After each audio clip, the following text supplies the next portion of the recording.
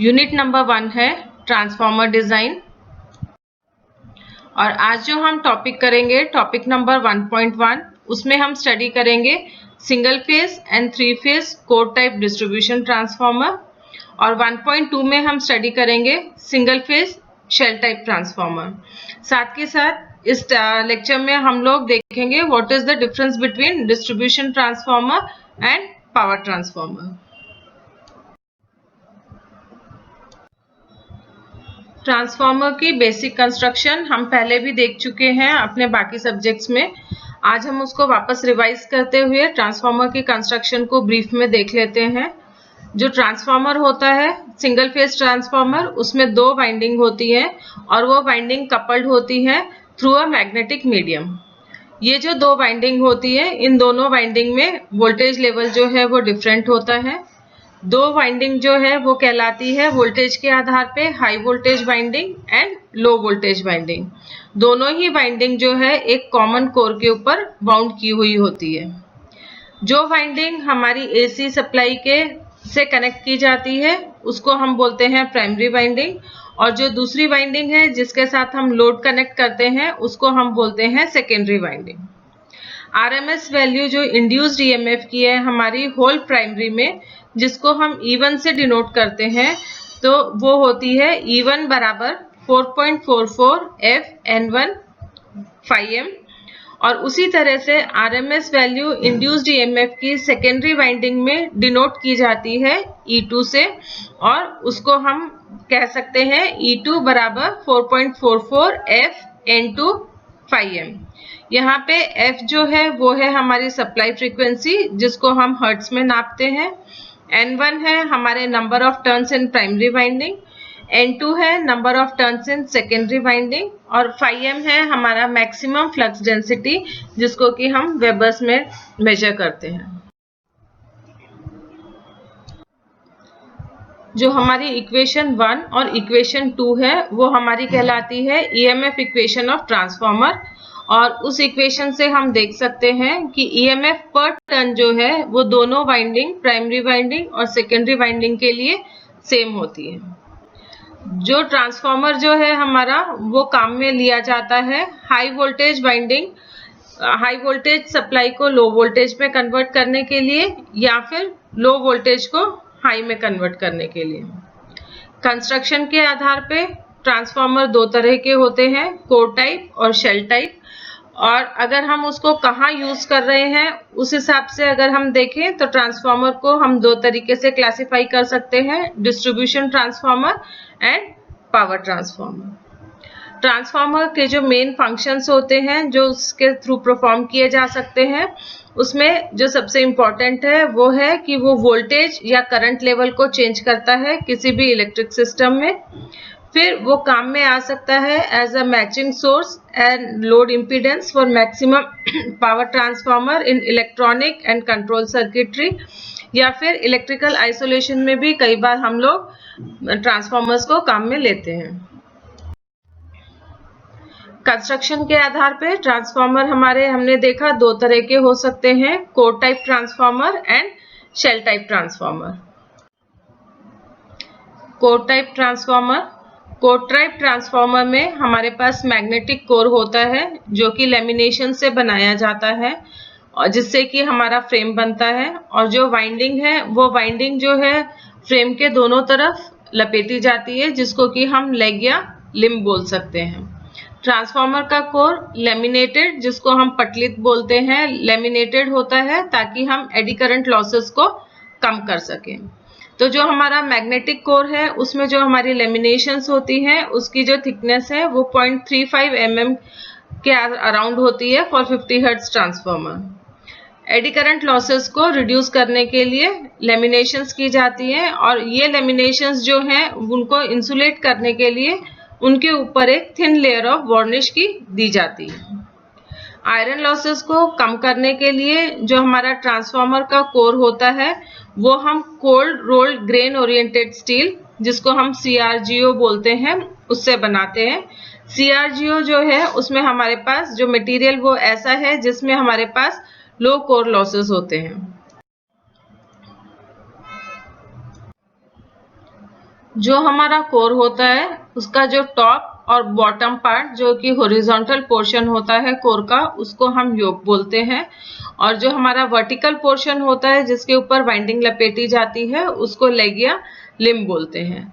योक जो है वो दोनों लिम्ब्स को कनेक्ट करता है और योक का जो क्रॉस सेक्शनल एरिया है वो इक्वल या फिर ग्रेटर देन हमारी लिम्ब्स होता है। जो हमारी लिम्ब है, ईच लिम्ब कैरी करती है हमारी हाफ प्राइमरी और हाफ सेकेंडरी वाइंडिंग को।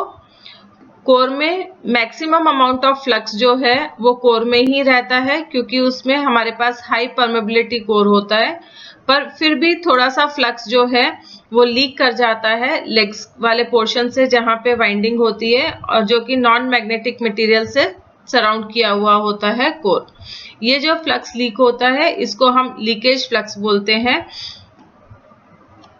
लीकेज फ्लक्स को रिड्यूस करने के लिए कोर टाइप ट्रांसफार्मर में हम जो है ये करते हैं कि एक लेग के ऊपर हाफ प्राइमरी और हाफ सेकेंडरी वाइंडिंग को लपेटा जाता है और वैसे ही दूसरे लेग पर भी हाफ प्राइमरी और हाफ सेकेंडरी होता है।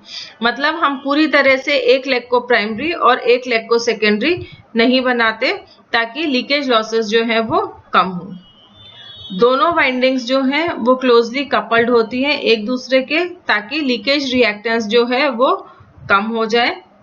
जो लो वोल्टेज वाइंडिंग होती है वो कोर के पास होती है और जो हाई वोल्टेज वाइंडिंग होती है उसको लो वोल्टेज वाइंडिंग के ऊपर लपेटा जाता है और उन दोनों के बीच में एक इंसुलेटिंग मटेरियल भी दिया जाता है।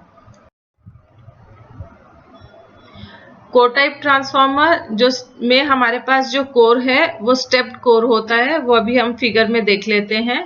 मेन एडवांटेज स्टेप्ड कोर की होती है क्योंकि स्टेप्ड कोर की वजह से हमारे पास रिड्यूस्ड वॉल्यूम ऑफ कॉपर की जरूरत पड़ती है और ट्रांसफार्मर इस तरह के जो हैं वो ज्यादातर डिस्ट्रीब्यूशन ट्रांसफार्मर होते हैं।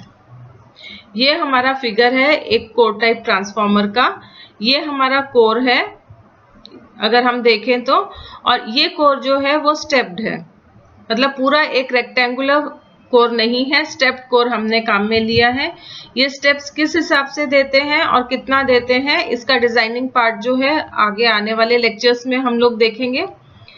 कोर में जो ये दो पार्ट हैं जो कि हमारे वर्टिकल पार्ट हैं इसको हम लोग बोलते हैं लेग या लिम्ब, और ये वाला पार्ट जिसके ऊपर वाइंडिंग नहीं लपेटी गई है वो कहलाता है योक।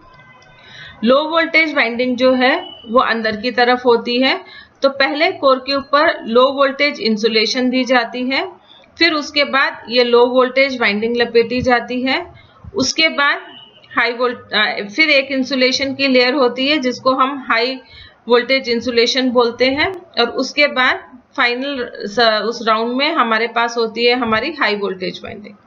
तो इसमें क्लियरली हम देख सकते हैं कि लो वोल्टेज वाइंडिंग हमारे कोर की तरफ होती है और हाई वोल्टेज वाइंडिंग जो है वो बाहर की तरफ होती है।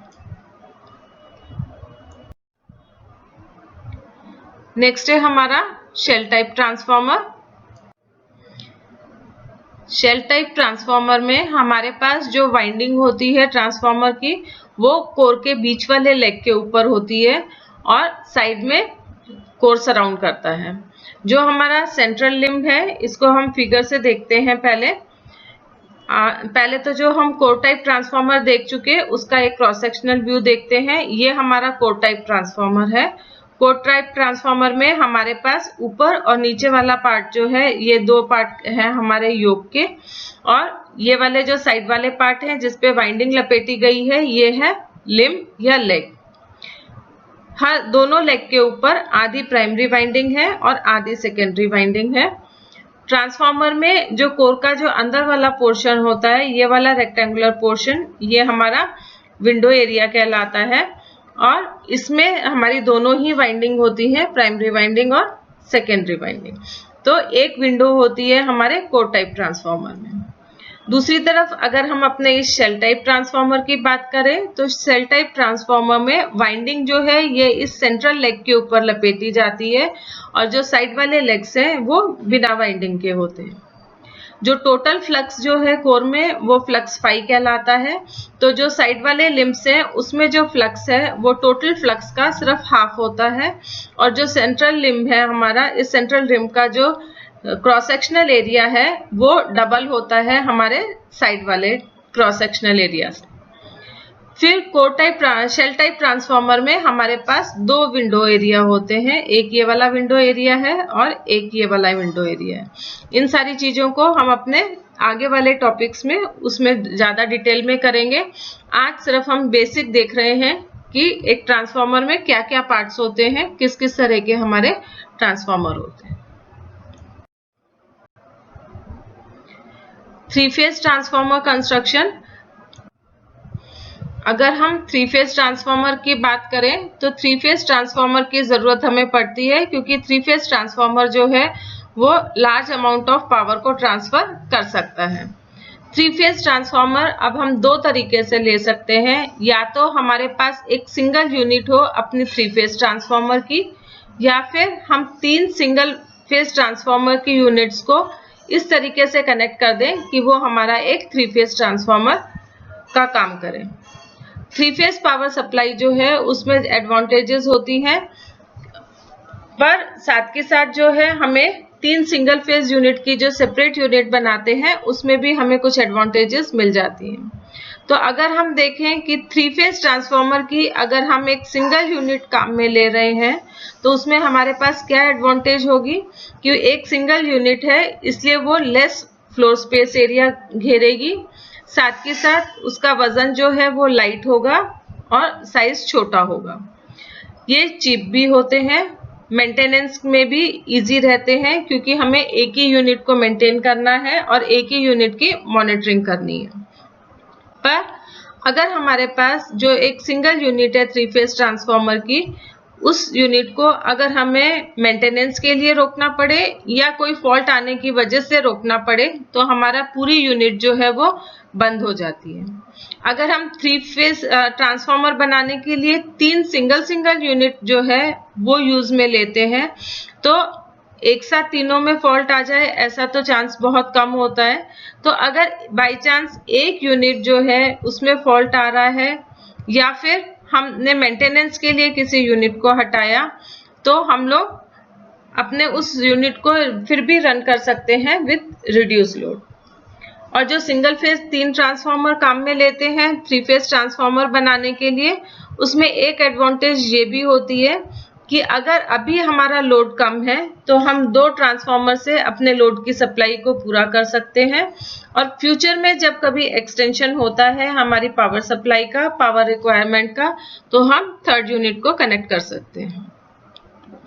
3 फेज ट्रांसफार्मर की कंस्ट्रक्शन भी सेम वैसी ही होती है, कोर टाइप और shell type.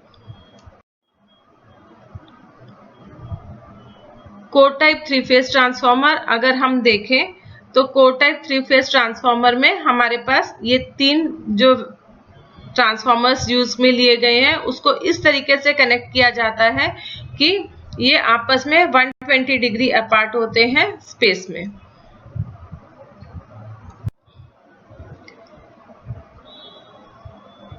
Three phase supply जब हम देते हैं अपने ट्रांसफार्मर में, सपोज वो सप्लाई है ए, बी और सी, तो हम देखेंगे कि जो हमारा ये जो कॉमन लेग आ रहा है इस कॉमन लेग में हमारे पास फ्लक्स जो है वो phi A, phi B और phi C है, जो कि साइनोसाइडल है और बैलेंस्ड है। तो हम ये कह सकते हैं कि यहाँ पे जो टोटल फ्लक्स है उस टोटल फ्लक्स को अगर हम कंबाइन करेंगे तो वो हमारा जिसको हम मर्ज लेग बोल रहे हैं वो 0 होगी। तो इस वजह से हम लोग अगर अपने इस लेग को रिमूव भी कर देते हैं तो भी हमारा 3 फेज ट्रांसफार्मर का कंस्ट्रक्शन सेम ही रहता है, क्योंकि कॉमन लेग में हमारे पास फ्लक्स जो है वो 0 होता है।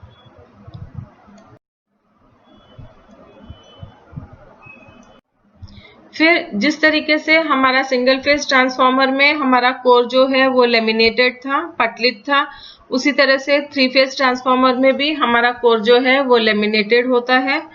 कोर के पास जो वाइंडिंग सराउंड की जाती है वो लो वोल्टेज वाइंडिंग होती है और बाहर की तरफ हमारे पास हाई वोल्टेज वाइंडिंग होती है। दोनों ही वाइंडिंग एक दूसरे से इंसुलेटेड भी होती है।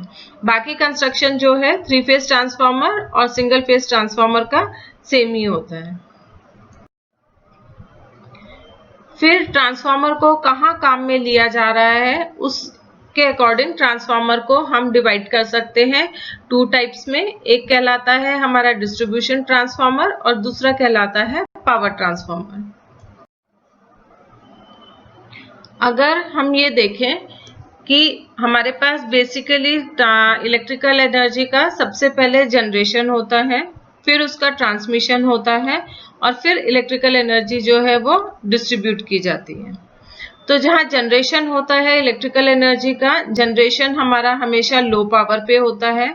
फिर ट्रांसमिशन हम हाई वोल्टेज पे करते हैं ताकि लॉसेस जो है वो कम हो सके और लेस अमाउंट ऑफ कॉपर की जरूरत पड़े। पर फिर डिस्ट्रीब्यूशन एंड पे आने के बाद हमें वापस से वोल्टेज को स्टेप डाउन करना पड़ता है अपने रिक्वायरमेंट के हिसाब से। तो अगर हम देखें कि डिस्ट्रीब्यूशन ट्रांसफार्मर क्या होते हैं, तो डिस्ट्रीब्यूशन ट्रांसफार्मर होते हैं हमारी वोल्टेज को स्टेप डाउन करने के लिए। वो वोल्टेज स्टेप डाउन 200 kVA की वोल्टेज को स्टेप डाउन करते हैं to a standard service voltage, जो सर्विस वोल्टेज की रिक्वायरमेंट हमें कंज्यूमर एंड पर होती है। तो इस तरह के ट्रांसफार्मर जो वोल्टेज को स्टेप डाउन करते हैं वो कहलाते हैं हमारे डिस्ट्रीब्यूशन ट्रांसफार्मर। डिस्ट्रीब्यूशन ट्रांसफार्मर जो है वो 24 आवर्स के लिए कनेक्टेड रहते हैं सप्लाई से, चाहे वो लोड कैरी करें या नहीं करें। जो हमारे डिस्ट्रीब्यूशन ट्रांसफार्मर है उनके ऊपर जो लोड है वो टाइम टू टाइम अलग अलग डे, मतलब दिन में अलग अलग ड्यूरेशन पे अलग अलग लोड होता है। और ट्रांसफार्मर जो है ज्यादातर ये भी हो सकता है कि वो नो लोड पे भी रहे, पर नो लोड पे भी अगर हमारा ट्रांसफार्मर रहता है तो भी हमारा डिस्ट्रीब्यूशन ट्रांसफार्मर जो है वो ऑन ही रहेगा। इसलिए डिस्ट्रीब्यूशन ट्रांसफार्मर जो है उसमें हमारे पास कॉपर लॉसेस तो कम होते हैं, क्योंकि कॉपर लॉसेस डिपेंड करते हैं लोड पर, और लोड जो है वो कंटिन्यूअसली हमारे डिस्ट्रीब्यूशन ट्रांसफार्मर के ऊपर नहीं होता। पर कोर लॉसेस जो हैं, जो कि डिपेंड करते हैं ट्रांसफार्मर अगर हमारा ऑपरेटिंग कंडीशन में है, मतलब सप्लाई से अगर कनेक्ट कर रखा है हमने ट्रांसफार्मर को, तो ट्रांसफार्मर में कोर लॉसेस तो होंगे ही होंगे। तो इसलिए डिस्ट्रीब्यूशन ट्रांसफार्मर में कॉपर लॉसेस कम होते हैं क्योंकि उसके ऊपर लोड कम होता है, और कोर लॉसेस जो है वो ट्रांसफार्मर में, डिस्ट्रीब्यूशन ट्रांसफार्मर में ज्यादा होते हैं। इसलिए डिजाइनिंग के टाइम डिस्ट्रीब्यूशन ट्रांसफार्मर को इस हिसाब से डिजाइन करना चाहिए कि उसमें जो हमारे पास कोर लॉसेस, या जिसको हम आयरन लॉसेस भी बोल सकते हैं, वो कम हो, और साथ के साथ जो हमारे पास मैक्सिमम एफिशिएंसी जो हमें मिल रही है वो फुल लोड से कम लोड पर ही हमें मैक्सिमम एफिशिएंसी मिल सके। फिर इसमें गुड वोल्टेज रेगुलेशन के लिए हमें ट्रांसफार्मर, जो डिस्ट्रीब्यूशन ट्रांसफार्मर है, वो उस हिसाब से डिजाइन किया जाता है कि उसमें small value of leakage reactance होनी चाहिए। दूसरी तरह के ट्रांसफार्मर है हमारे पावर ट्रांसफार्मर। पावर ट्रांसफार्मर जो है वो हमारे 200 kVA से ज्यादा रेटिंग के होते हैं, और पावर ट्रांसफार्मर को यूज किया जाता है जनरेटिंग स्टेशन एंड सबस्टेशंस के दोनों एंड पे, और पावर ट्रांसमिशन लाइन में स्टेप अप या स्टेप डाउन वोल्टेज के लिए। इसमें हम या तो 3 सिंगल फेज की यूनिट काम में ले सकते हैं, या फिर एक सिंगल फेज की यूनिट को काम में लेके अपना 3 फेज ट्रांसफार्मर जो है हम दोनों तरीके से ही बना सकते हैं। जो हमारा पावर ट्रांसफार्मर है वो कंटिन्यूअसली ऑन नहीं रहता। अगर हमारे पास लाइट लोड होता है या लाइट लोड पीरियड्स के टाइम पे हम लोग अपने पावर ट्रांसफार्मर को ऑफ कर देते हैं। तो इसलिए पावर ट्रांसफार्मर को इस हिसाब से डिजाइन किया जाता है कि उसकी मैक्सिमम एफिशिएंसी जो है नियरली फुल लोड पे आए।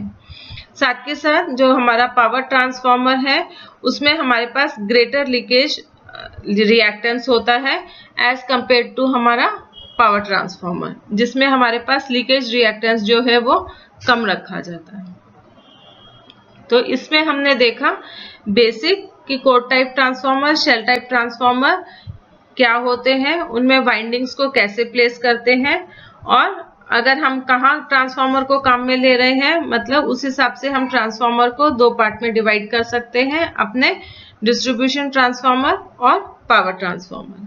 आगे आने वाले चैप्टर्स में अब हम लोग अपना डिजाइनिंग शुरू करेंगे कि ट्रांसफार्मर में डिजाइनिंग पार्ट किस हिसाब से आता है।